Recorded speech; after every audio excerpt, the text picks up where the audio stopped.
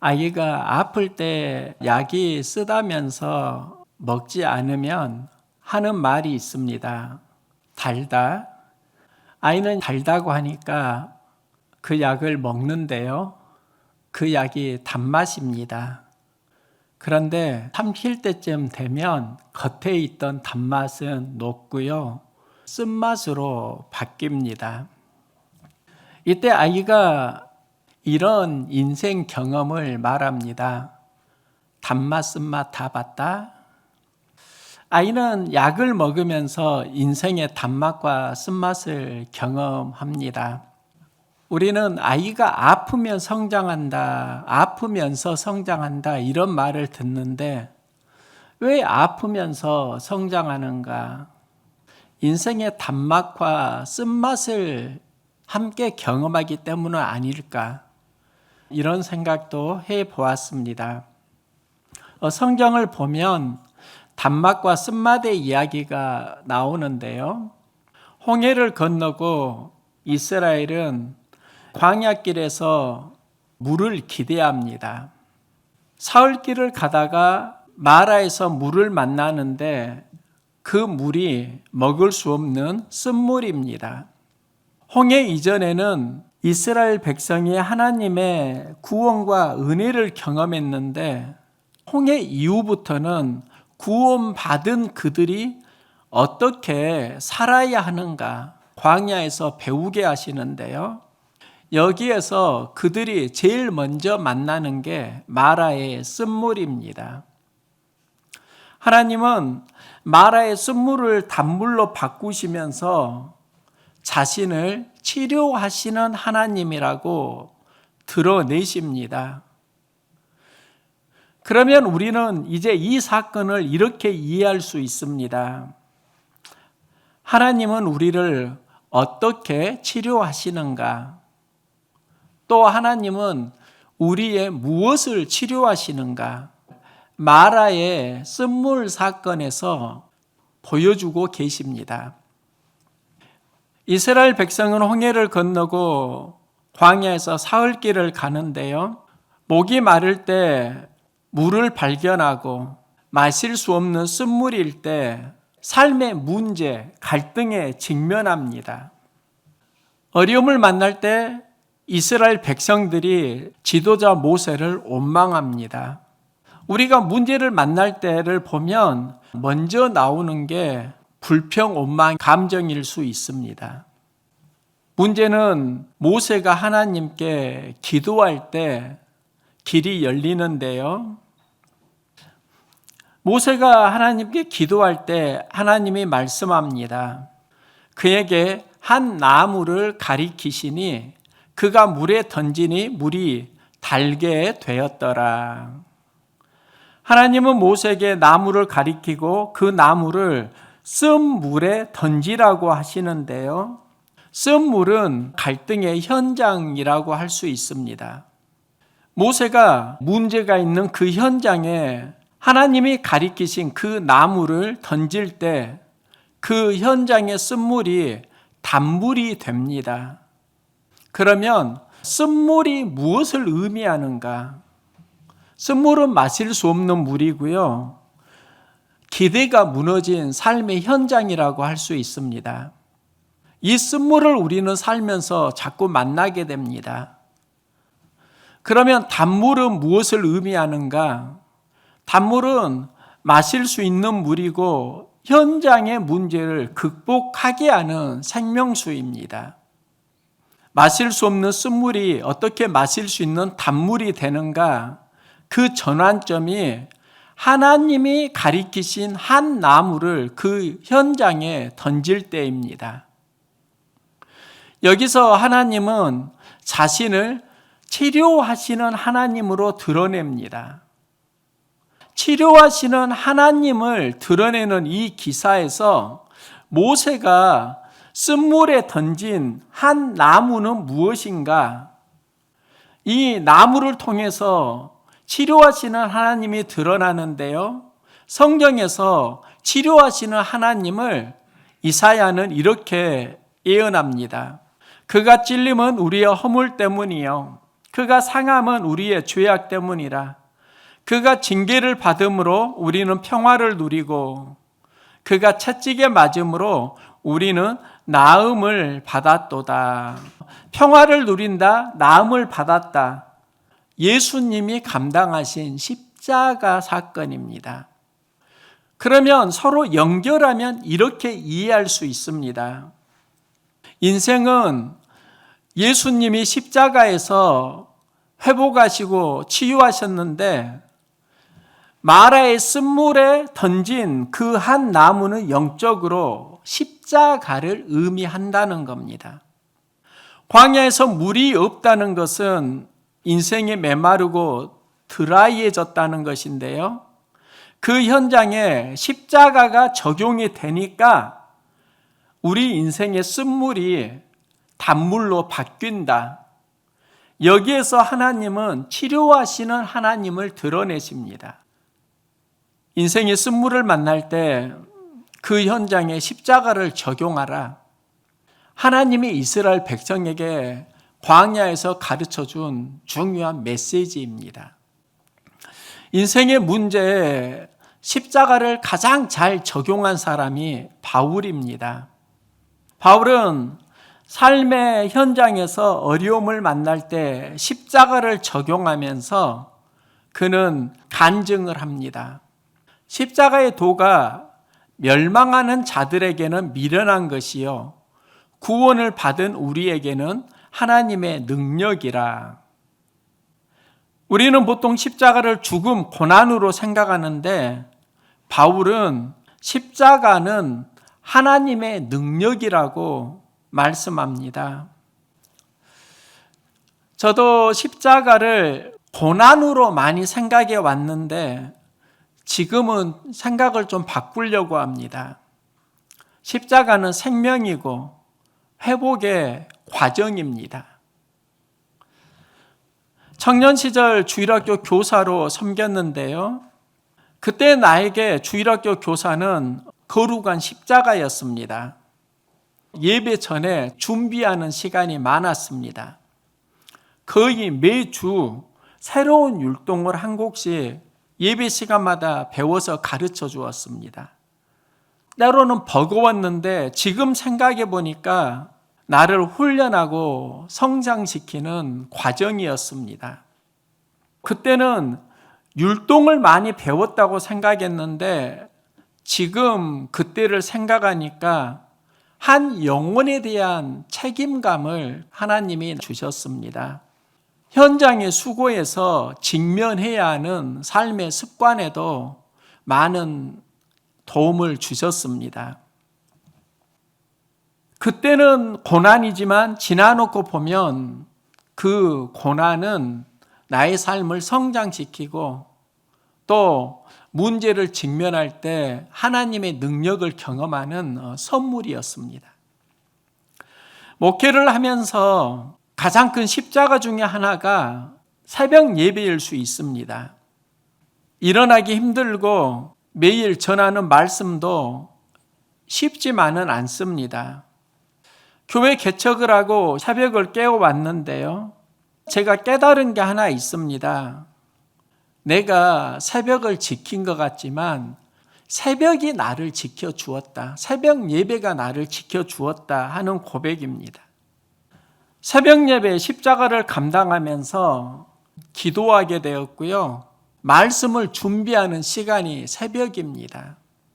우리가 십자가를 감당하는 게 때로는 버거운 것 같지만 잘 생각을 해보면 십자가는 우리의 생명력을 지켜주는 하나님의 능력입니다.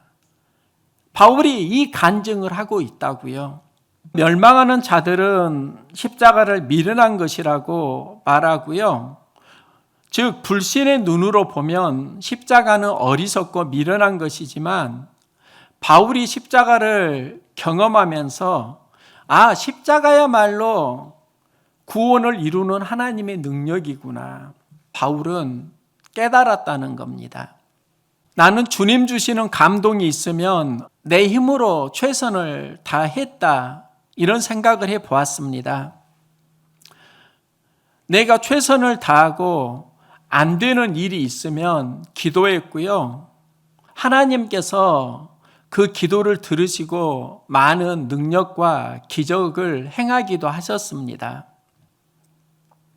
그런데 최선을 다해도 하나님이 전혀 기쁨을 주지 않는 일도 경험했습니다. 최선을 다하는데 왜 어떤 일은 하나님이 도우시고 또 어떤 일은 하나님이 나와 떨어져 있는 것처럼 느껴지는가? 그 차이가 어디인가?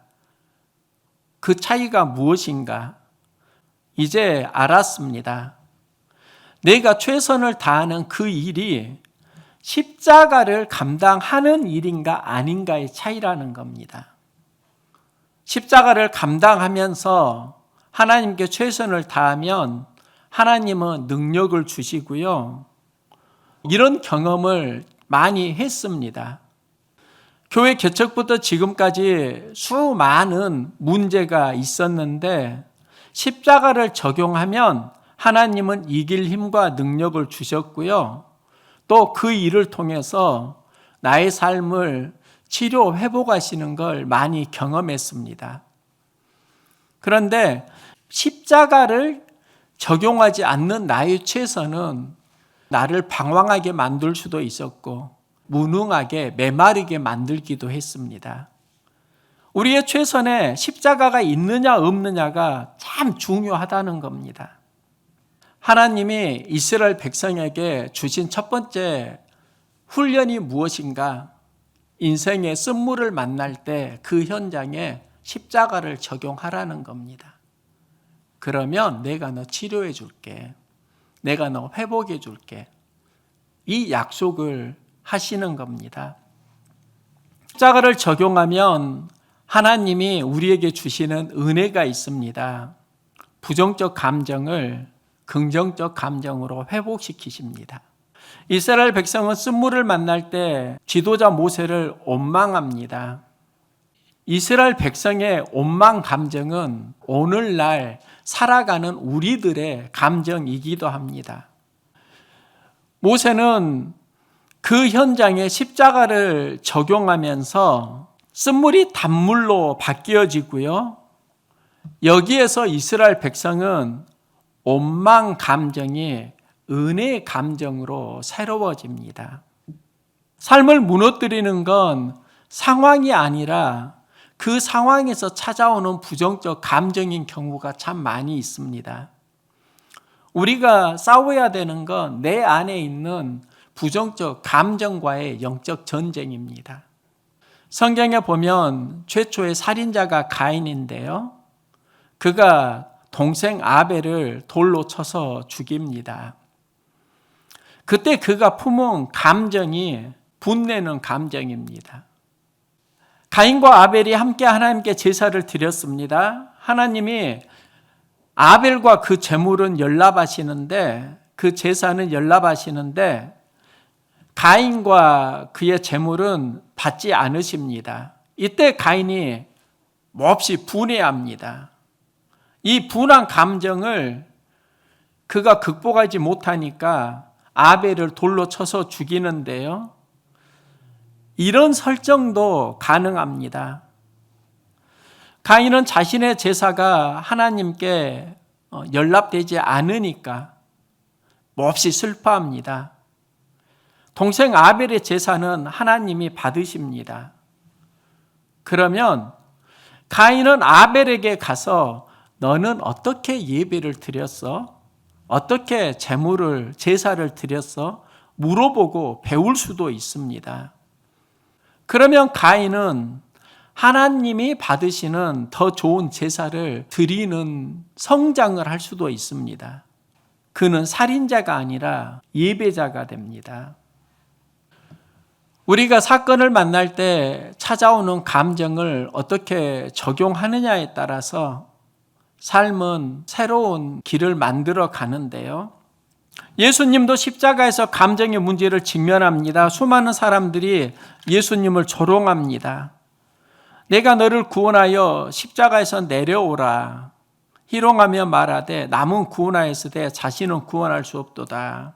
십자가에서 내려와 우리를 보고 믿게 할지어다 하며 예수를 욕하더라. 그때 예수님은 기도하십니다. 아버지, 저들을 사하여 주세요.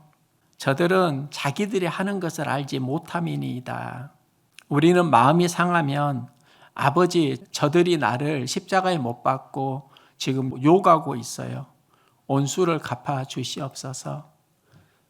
이게 우리들의 이야기일 수도 있는데 예수님은 저들의 죄를 사하여 주시라고 용서 기도를 하십니다. 무엇을 말하냐면 예수님이 감정의 십자가를 감당하셨다는 겁니다. 병에 걸렸을 때 예수님은 그들을 긍휼히 불쌍히 여기십니다.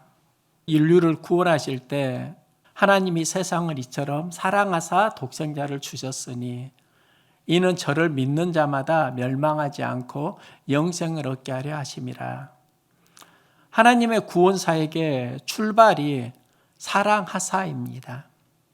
바울은 복음을 전하다가 핍박을 받고 감옥에 갔는데 여기에서 항상 기뻐하라, 내가 다시 말하노니 기뻐하라, 이렇게 편지를 씁니다. 감옥이면 원망, 불평, 염려, 걱정이 가득한 곳인데 바울은 어떻게 기뻐하라고 말하지? 제가 여기서 발견한 게 바울은 사역의 현장에서 감정의 십자가를 감당하고 있구나. 감정의 십자가를 감당하니까 기뻐하라, 이 메시지가 나오는구나. 우리 안에 상황이 주는 감정이 있는데요. 그때 부정적 감정을 방치하면 마귀가 틈탑니다. 바울은 감옥에서 항상 기뻐하라, 감정의 십자가를 감당했다는 겁니다. 바울은 십자가는 구원에 이르게 하는 하나님의 능력이라고 하면서 그는 또 이렇게 고백합니다. 내가 그리스도와 함께 십자가에 못 박혔나니 그런즉 이제는 내가 사는 것이 아니요 오직 내 안에 그리스도께서 사시는 것이라.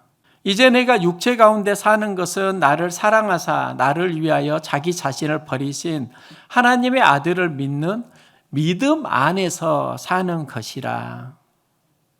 바울은 자신이 그리스도와 함께 십자가에 못 박혔다고 하고 이것을 믿음 안에서 사는 것이라고 말합니다.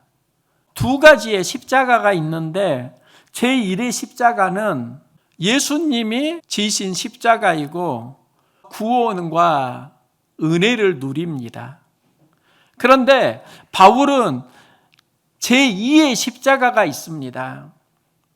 내가 그리스도와 함께 십자가에 못 박혔나니 이제는 내가 사는 게 아니라 내 안에 그리스도께서 사시는 것이라. 제1의 십자가는 구원과 은혜의 십자가라고 하면 바울이 말하는 제2의 십자가는 그리스도인으로 성숙하고 변화되고 회복되는 십자가를 말합니다. 인생은 두 마음이 있습니다. 내 마음대로 사는 인생이 있고 말씀대로 사는 인생이 있습니다. 사람은 내 마음대로 살기를 소망합니다. 좋고 행복할 것 같은데 결국은 방황하게 됩니다. 인생은 내 마음대로 살면서 회복되는 게 아니라 말씀대로 살면서 회복이 됩니다.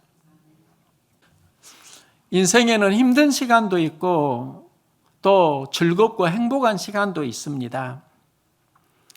나는 언제 힘들어했고 또 나는 언제 행복했지? 이 생각을 해보았는데요. 청년 시절을 돌이켜보니까 나를 힘들게 한 게 있었습니다.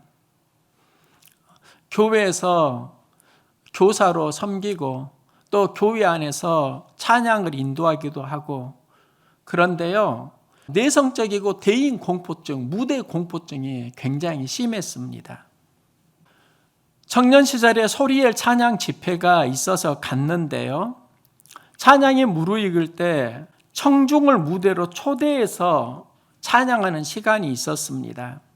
무대에서 소리엘 찬양을 아시는 분은 손을 들라고 하면서 그를 초대하는데 그때 저는 손을 들지 못했습니다. 고등학생 자매가 손을 들고 무대에 나가서 찬양을 했는데요. 그때 자존감이 많이 무너지는 것을 경험했습니다. 헌주, 너는 찬양을 알잖아. 그런데 무대 공포증이 그렇게 심해가지고 어떻게 할래? 손도 못 드냐?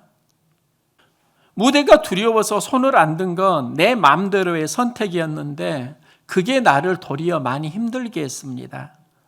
자존감을 많이 무너뜨렸습니다. 그 다음에 안디옥 교회 소리엘 찬양 집회가 있어서 간 적이 있습니다. 전에 갔던 데는 무등교회였고 그 다음에는 안디옥 교회 찬양 집회에 갔는데 청중이 참 많았고 그곳에도 청중을 무대에 초대해서 부르는 시간이 있었습니다. 이때 손을 들라는 성령의 감동이 나를 사로잡았습니다. 내 마음은 손을 안 드는 것인데 성령님은 손을 들라는 강한 감동을 주셨습니다. 그래서 저는 마지못해서 성령님과 이런 타협을 했습니다. 성령님, 이 많은 청중 중에 내가 손 든다 하더라도 설마 나를 시키겠어요? 그러면서 손을 들었는데 나를 시킵디다. 그 많은 사람들 중에 한 명을 무대로 초대했는데 그 무대에 올라가야 했던 사람이 바로 나였습니다. 나가면서 떨리고 내가 지금 뭐 하고 있는 거지? 손든 걸 굉장히 후회했지만 이제 다른 방법이 없었습니다. 무대에 오르고 찬양을 했습니다. 청중은 앵콜을 하고요. 반응이 제법 잘한다고 뜨거웠습니다. 찬양을 마치고 내려올 때 제 안에서 엄청난 행복감을 느꼈던 그 순간이 생각납니다. 무대에서 찬양을 하고 내려오니까 행복의 카타르시스가 느껴지는 겁니다. 전에는 내 마음대로 했고 지금은 성령님이 인도하는 대로 말씀 따라서 했는데 내 마음대로 할 때는 내가 고백했던 게 에이 못나니 너는 그것도 못하냐? 그런데 말씀이 인도하는 대로 하니까요 내 안에 엄청난 행복감이 찾아오더라고요. 행복은 내 마음대로 할 때 오는 것 같지만 그건 방황으로 가기 쉽고요. 말씀대로 따라가면 그게 우리를 버겁게 할 것 같지만 우리의 생명을 치유하고 회복하고 성장시켜 줍니다. 우리의 삶은 십자가를 적용할 때 궁극적으로 행복해집니다.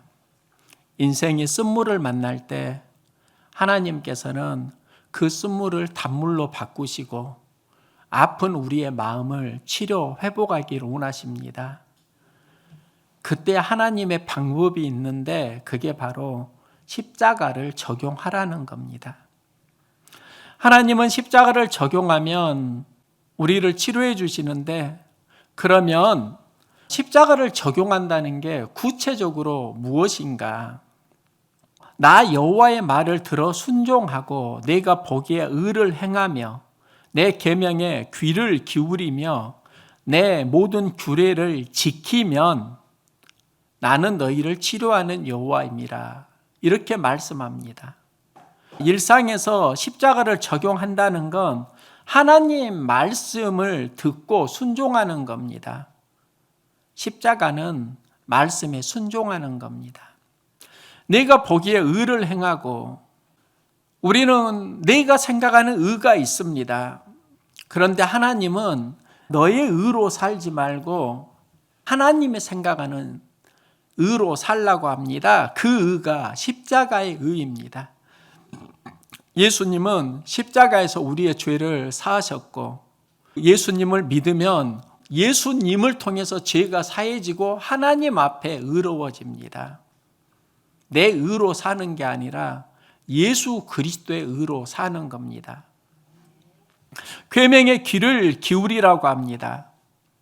사람은 청력과 청취력이 있습니다. 청력은 귀로 듣는 소리라고 하면 청취력은 마음으로, 믿음으로 듣는 소리입니다. 마음이 있고 믿음이 가면 청취력이 생기고요. 이 청취력은 우리의 삶을 성장, 보호, 인도해 주십니다. 규례를 지키라고 합니다. 하나님의 규례를 지키라. 우리가 만나는 말씀을 지키면 내가 말씀을 지키는 것 같지만 말씀이 나를 지켜줍니다. 그래서 하나님이 우리를 보호해 주시는 겁니다. 인생을 보면 기대하는 것, 경험하는 것이 다를 수 있습니다. 기대와 다르게 인생의 쓴맛을 만날 때 그 현장에 십자가를 적용하시기 바랍니다. 쓴맛 나는 인생이 단맛 나는 인생으로 새로워집니다. 이게 하나님의 능력이고 하나님이 이스라엘 백성에게 가르쳐주는 삶의 생활 훈련입니다. 어려움을 만날 때 십자가를 적용해봐. 그러면 나는 너희에게 치료하는 하나님으로 너희를 만나줄 거야. 십자가는 궁극적으로 보면 그게 치료하시는 하나님의 능력이라고요. 그래서 바울은 십자가를 하나님의 능력이라고 말을 하는 겁니다.